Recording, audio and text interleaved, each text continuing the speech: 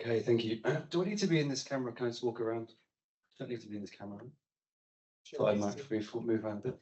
Yep. I almost gave away my presentation by going through the slides, so hopefully you're paying attention. No, it was me, I accidentally pressed. So I'm going to be talking today about one of a few case studies that I will be producing as a postdoc in Arc-Manu. And the first one is on circularity in the AEC sector as case study. And I'm in the data collection stage. We've been collecting data now since July. So this is kind of a preliminary overview of the research, a bit like Christian presented now. But I just wanted to set the scene of why we're looking at circularity. You'll be very familiar with these three now, but really the problem of emissions, problem of landfill waste, and the problem of excessive resource extraction really talks to a problem we have now just in using take, make, and waste linear supplies and building practices.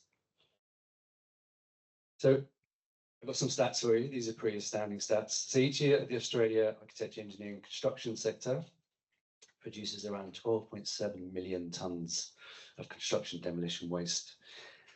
That is equivalent to 1.27 million fully loaded rubbish trucks, and you could put them end to end and they would go around the world. On top of that, we continue to extract materials and then leave the land in a horrible, horrible state. This was a recent YouTube video by Bo Miles. I don't know if you know him. He's an interesting guy from Tasmania. He effectively tries to canoe down dead rivers. And this is one in Tasmania, which is now so dead that the locals call it pumpkin soup, which is a horrible name. But it's so acidic from all of the runoff from the extraction that nothing can live in it.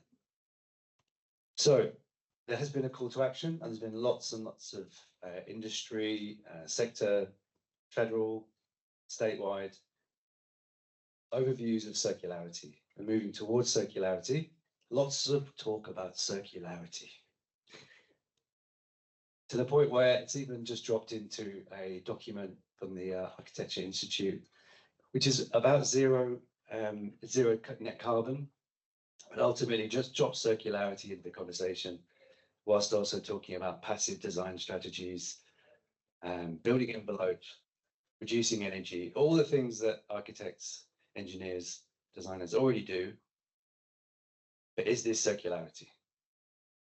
So I'm going to put it out to you, the audience. Can anyone give me a definition of what circularity is? Go out on a limb.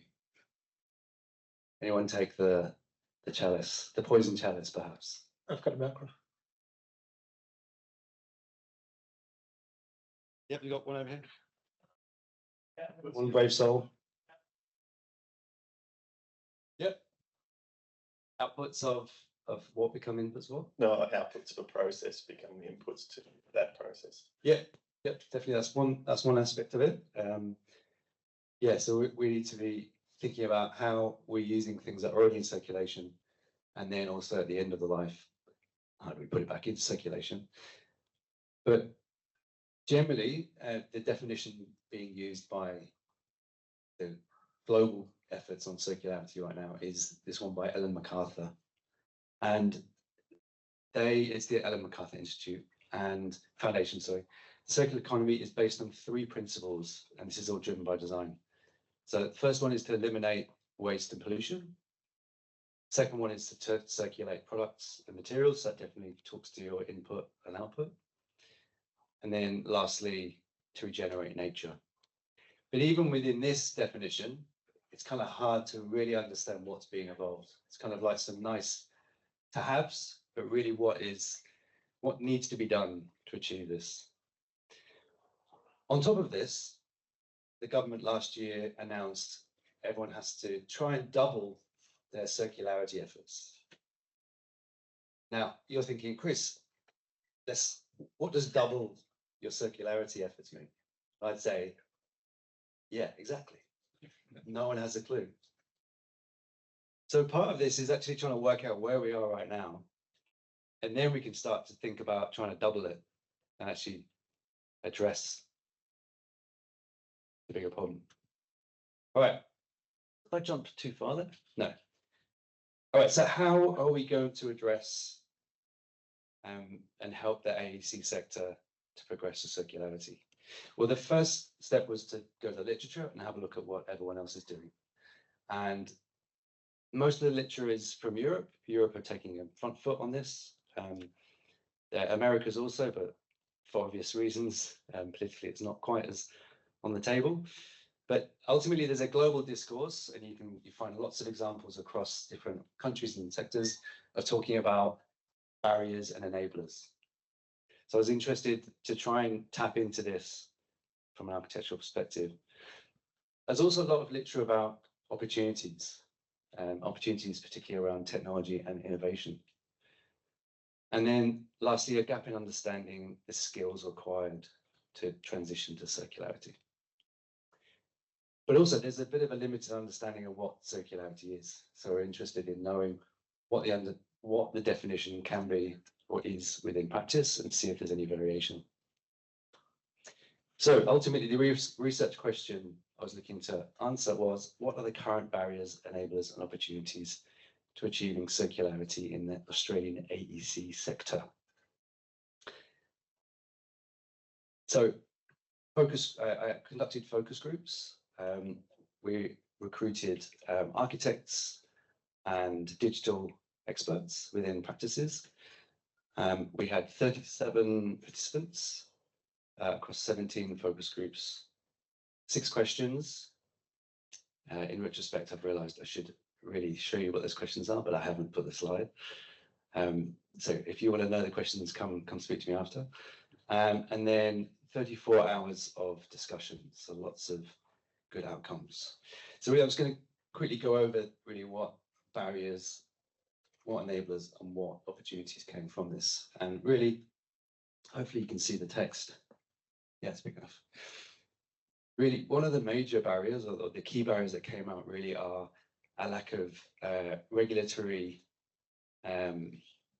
policy or regulations to help measure, a lack of standards to help modularize, a lack of material certification and storage. Storage is a big one.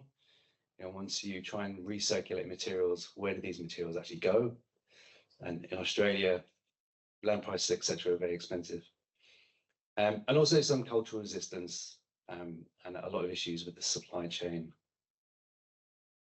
Now, then in terms of enablers, digital tools did come up.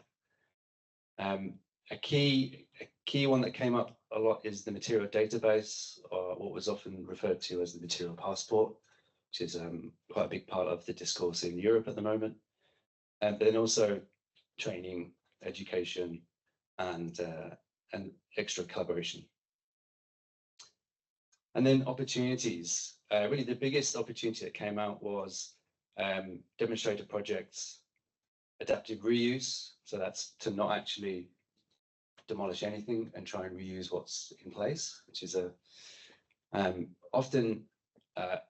it's actually often an aim that lots of people in the focus groups wanted to achieve, but there were often demolition contracts involved, which have moved in a way. And then AI and robotics. So I thought just kind of go over those key findings and kind of put a bit of extra color to them. So really, the things that struck me most so far were the conversations, and then my intention is to next do a statistical analysis on these interviews. Right now, it's very much top level of the transcripts.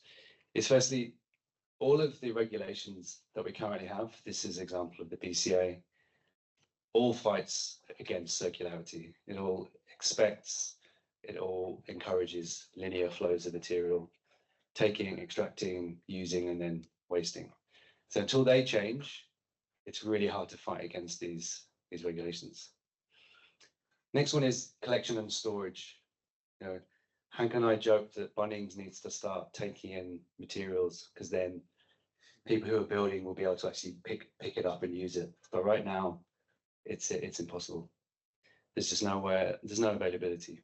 If you go to reverse garbage in Marrickville, less reverse garbage, but you still can't find building materials there. And then material availability. So even if it's been found and then put into storage, how do you find out about it and know that it's available and know its price? So how can you actually then factor that in to the cost of your design project? This is an example of a platform in Spain that has now started to try and recirculate materials. It's on a small scale, but it's kind of moving in that direction.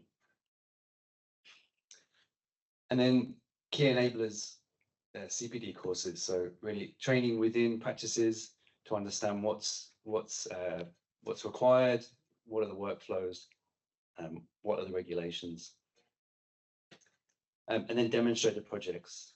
So there are projects in Europe. There's starting to be more media around adaptive reuse and also circular use of materials. This is an example of architecture review. And then designing for disassembly. Now, this came up a lot in the conversations, and it's something that's really, really been tried hard to achieve. But the problem is always, if you design for disassembly, who do you know is going to be disassembling at the end of it? Do you even know if they're going to disassemble it? Do you know if all the effort you put in is going to be actually used at the end? So some of the key opportunities are, whilst designing for disassembly, trying to keep all the building materials in its original state as much as possible. So even if you're not sure that people will be disassembling it the way you intended, there will be an incentive to take large pieces of steel because they can be used in future, or large spans of sheet material. Anything that starts to get smaller or more fine grained, there's a higher probability that it will end up in landfill. And then examples coming out of Norway and Denmark of just kind of looking to reappropriate materials in new and interesting ways. And of course, these are then mechanical fasteners. There's no glue, which means that things can be taken apart and reused in future. But my experience in the UK is that this would be stolen. Because I remember a church roof was stolen where I lived, but yeah, not everywhere. And then just wanted to show this last project. This is Sasha. I don't know if Sasha's still here now, but he presented this in his CPD course. And if I can quickly press this button. From a digital perspective, there's a real opportunity here to bring in buildings as material sources. So you know exactly where the material is, you know exactly how much it is, and you can then design and coordinate the layout with your materials into, this is a pavilion, it's a proof of concept done by Chris Fox, Sasha at Bodger Graham, UCID and Swinburne.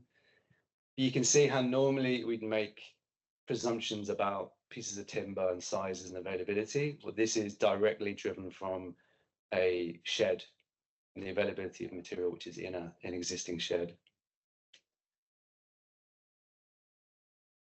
Were you seeing that? Yeah, sorry, I pressed play, but there we go.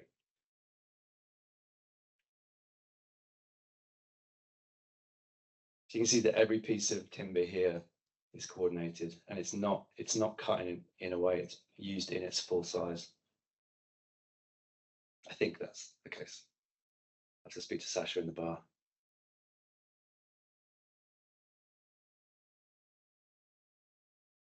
Okay. I don't know why this is building up so slowly, but anyway, this is my name. And the poster is supposed to just appear. I just want to really just keep the tension there as I built up my name. If anyone would like to be involved with further focus groups, I'm always keen to get more people's take on circularity. And please reach out. That's my email address and number. And yeah, thank you very much.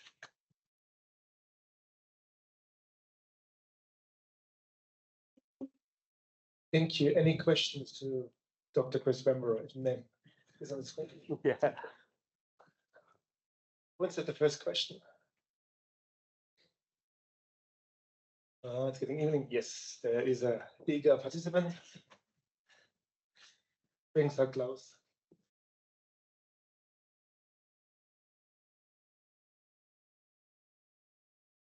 I worked on a project for a global client that had a number of different assets around the world, and we were tasked with the sustainability net zero approach, and then circularity followed. And I'm not an expert in engineering and sustainability, but I had experts around me. And one of the things about the Ellen MacArthur method was that it didn't encompass holistically, you know, the component level of circularity. So being able to have a system that becomes circular as opposed to a material. And the other thing was, you know, how we were able to really look right across the different construction typologies of the same type of building output. So they were all serving the same purpose, but they were constructed differently. Yeah. And in the end, we did a benchmarking of what they were now, and then that gave us the ability to know what would be the appropriate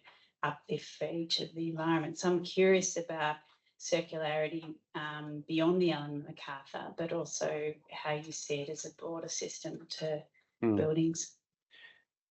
Yeah, I think the Ellen MacArthur ones, it's used a lot, but it ends up muddying definition a bit. I think it gets referred to a lot because it's the only one that refers to regenerating nature, because often it can be thought of as just a recirculation of materials. But I think it gets used a lot in regenerative farming, for instance, where the materials are not necessarily used to build something static. They're put back into the soil, and that soil is a living system, so it regenerates. And I think if we apply it to architecture, it becomes a lot more about material use, sustainable energy. What's the first one? That's left my brain. In terms of moving forwards with projects, I mean, a lot of the feedback we got from focus groups was that right now, it just feels so much like you're swimming against the current. Ultimately, it seems like a no-brainer. If you have all of this materials in the city, rather than going off to a forest or going off to a mine somewhere and bringing it in and processing it and refining it and then putting it on the stack, and you know, it just makes sense to grab it where it is and reuse it. But all of the systems around how we do it currently, it's just so seamless and works perfectly. Like the economics works. That to change that is just, you know, right now, it just doesn't stack up financially. So does that answer your question? Maybe that's why it's kind of like it's trying to happen, but it's not. It's just really hard to implement. I think that's, you know, being in these discussions as well, the role of the demonstrator and actually showcasing through a project that it worked, and you have considered certain kind of things, or you've explored certain kind of obstacles that you haven't thought about because you know you've never done it before. Really showcases to us that we want to engage in some demonstrators and making stuff to take on the risks, do the failures for the industry, because as a university we can do risks, we live of risks and innovation. Failure as part of our business research always has the risk of it's not coming out the way you intended to, and you can learn from that.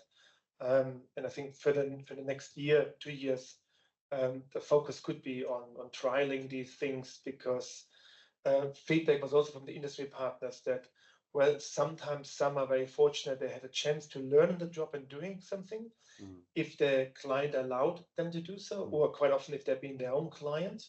But even there were certain limits of what we can do.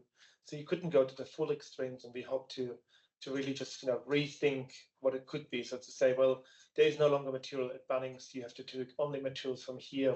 What could it be? Or it can only be materials that are currently wasted in the design process or in the construction process. So they're fresh materials and not waste from a building that has been, you know, 100 years ago built, and entirely these kind of things. So to see what's possible or not. Yeah, that was something I was going to say about the client, the importance of the client coming up in all of the the focus groups. And really it was only the projects that were circular in the sense that it was reusing materials or designing for disassembly always relied on a very clear client brief and an intention to do that. If that didn't exist, then it wouldn't. There was no way it was going to happen. Really. Hey, Chris. Hello. Have you spoken to people who've actually gone to a demolition site, sorted through the rubbish, and gone, okay, this stuff, yeah, I could use that. Oh no, that's just too broken and covered in glue. Like, what's the kind of percentages? How much what's the maximum you could get to, and what's the percentage that it's not a physical limitation, but like a legal one, or okay, we could take that apart, but the labor cost would be too high, or we'd be exposing the workers to toxins or something. So it's easier just to do what we normally do. There's a start. Do we have a way to try and get percentages on what the total amount of that waste we could actually take is? I'm just trying to find. I did have a number in here, and I don't think I covered it.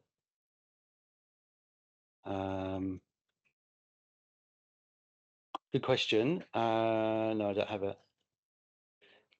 I think in terms of being on construction site, we were talking to architects and engineers, and in they are not on site. It's most of it's design work, information, and some site inspections.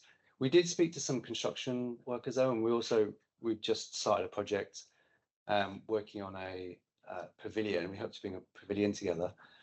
But ultimately, right now, the materials are being sorted. They're being put into bins. There is a degree of conscientiousness on site to do the right thing, but then things just financially end up in landfill.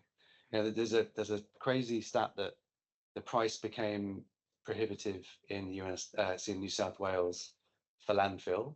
Great, let's reuse it, and rather than reusing it, they went to Queensland because Queensland's cheaper landfill. So it's just I think it's almost there. There's things in place that could actually get this thing to work, but it's just right now it's the economics. But also, so we spoke to a demolition company that takes buildings and demolishes them. And of course, they recycle a lot of the materials because they got mechanisms into place in the factory where the material comes in and they can direct then the timber to the timber and the concrete to the concrete. But it's downcycling. So the broken concrete is then taken for making roads. The broken kind of timber is then just going into shredder timbers for mulch in gardens and so on. So it is not really the way that I would see that the material keeps its value, what it is. So a concrete beam stays a concrete beam and wants to be a concrete beam. A concrete beam is just a rubble for a road. That, yes, works, but I think that's not really the approach that really think what circularity should be. That's the lowest of the levels. Yeah, there's really discourse around recycling saying that it's kind of fake circularity. It's kind of the fuzzy feeling of that you're doing something within the current linear system. It's not actually changing anything. It's not recycling. It's not circulating anything. It's just recycling. Thank you. Been giving a lot of thought to this. From your point of view, I've got two questions. Have there been any? I mean, we're sort of quite familiar with all these answers. Yeah. Where were the surprises? Like, were the things you just hadn't thought about at all that either people brought up or you saw in the literature? Yeah, good question. I don't think anything. I don't think anything really surprised me. Maybe the storage one, because it seems like such a banal issue, but it's actually really significant, because even the construction companies, demolition companies, that's their main problem, is they just can't move these materials around and store them for long enough to then reuse them. So I think the storage one was the. Yeah, I mean, the one I was at the interview with you, also transport, like. And logistics and move everything around, Well, I mean, because storage ends up being far away, and then it doesn't become sustainable at all Yeah. to do that. So, I mean, mainly it's a kind of shift of values. We can value anything, you know, just whatever system we're in. We can, at the moment, we value building lots of empty space and, you know, putting a high price on it. And so it's funny that you never see real estate kind of in the equation for this.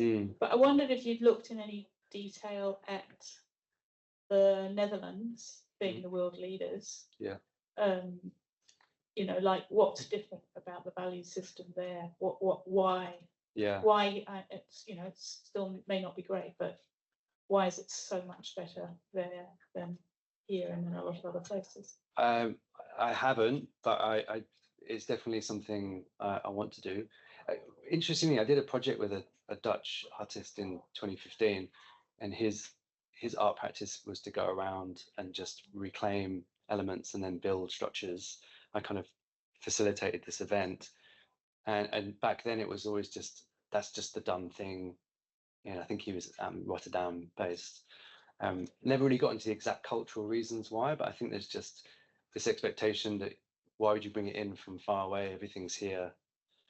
You know, and potentially there's an aesthetic value that they have over there as well. But no, it's definitely something I need to look into more. Thank you.